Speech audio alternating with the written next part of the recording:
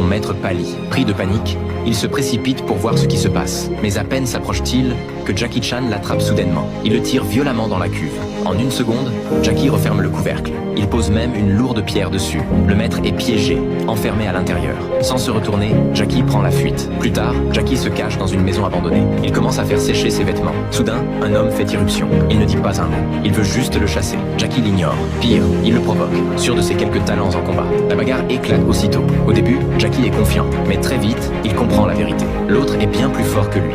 Après un bref échange, Jackie est totalement vaincu. Pour lui donner une bonne leçon, l'homme va encore plus loin. Il l'oblige à ramper sous son entrejambe. L'humiliation est totale. Jackie bouillonne de rage, mais il sait une chose, il n'a aucune chance, il n'a pas le choix. Il baisse la tête. Cette défaite est brutale, mais elle le réveille.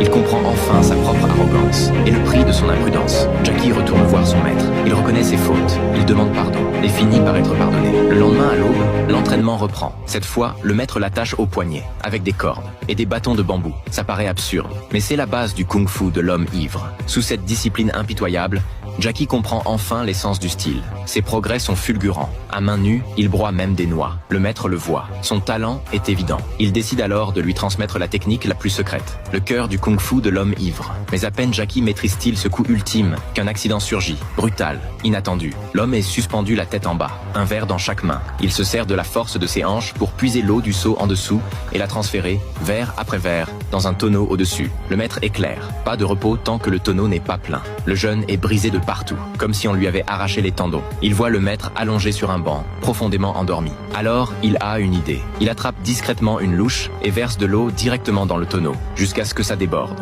Fier de lui, il annonce que la tâche est terminée. Mais le maître a tout vu. Il démonte la supercherie et lui ordonne une chose, remettre toute l'eau dans le seau. Enfin, l'heure du repas arrive. Mais le maître continue. Il lui demande d'ouvrir des noix à main nue. Le garçon serre de toutes ses forces. Encore.